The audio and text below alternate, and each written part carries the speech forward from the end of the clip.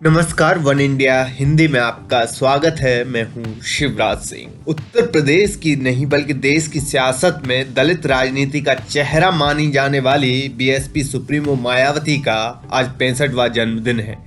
एक समय था जब मायावती के जन्मदिन की चर्चा देश भर में होती थी। उनके जन्मदिन को दलितों के मान सम्मान का उत्सव बताया जाता था। उनके हर बर्थडे पर उन्हें प्रधानमंत्री बनाने की कसमें खाई और खिलाई जाती थी। लेकिन जब समय बदला तो सब कुछ बदल गया। समय का पहिया ऐसा घूमा कि आज उनकी पार्टी राजनीति की बिसात पर चौतरफा घिरी हुई है। मायावती पहले की तरह ना तो जमीन पर संघर्ष कर पा रही हैं और ना ही कैडर के साथ संवाद। बीएसपी का जनाधार लगातार खिसकता जा रहा है, जिसकी वजह से सवाल उठता है कि मायावती के बाद उनकी राजनीतिक बिसात कौन आगे बढ़ाएगा और बीएसपी की कमान किसके हाथ में होगी। हालांकि इस फेहरिस्त में एक समय आजमगढ़ के रहने वाले राजाराम का नाम प्रमुख तौर पर लिया जाता था। ऐसा कहा जाता था कि आगे चलकर वो ही मायावती की गद्दी संभालेंगे। लेकिन धीरे धीरे अब मायावती के राजनीतिक वारिस के तौर पर एक के बाद एक नाम जुड़ रहे हैं। मायावती के भाई आनंद कुमार से लेकर भतीजे आकाश के नाम की चर्चा है। इतना ही नहीं, पार्टी के कई और भी दलित नेता हैं जिन्हें मायावती के उत्तराधिकारी के तौर पर देखा जा रहा है। सबसे बड़ी बात तो ये कि मायावती भी बदलने लगी है। पॉलिटिक्स में तो ये कहा जाता है कि मायावती की माया बस वही जाने। इस बार बहन जी का जन्मदिन फीका रहेगा, कोई उत्सव नहीं मनाया जाएगा, ना ही लोग उन्हें हैप्पी बर्थडे कहेंगे। कोरोना के चलते इस बार बीएसपी सुप्रीमो ने अपने जन्मदिन को कार्यकर्ताओं के साथ सादगी और जन कल्याणकारी दिवस के रूप में मनाने की अपील की है।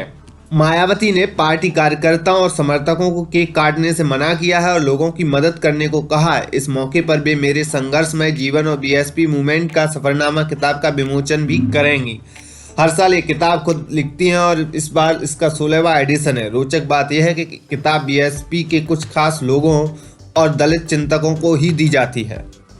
15 जनवरी 1956 को नई दिल्ली में एक दलित परिवार में जन्मी मायावती ने काशीराम से राजनीति की एबीसीडी सीखी और वो 4 बार उत्तर प्रदेश की मुख्यमंत्री रह चुकी है। लेकिन पिछले 9 साल से वो प्रदेश की सत्ता से दूर है। बीजेपी के मजबूत होने से मायावती दिनों दिन कमजोर होती जा रही है। मायावती चुनावी राजनीति के सारे प्रयोग कर चुकी हैं। पिछला लोकसभा चुनाव उन्होंने अखिलेश यादव के साथ मिलकर लड़ा था, जिसमें उनको कुछ फायदा जरूर हुआ। पार्टी को 10 सीट पर जीत मिली।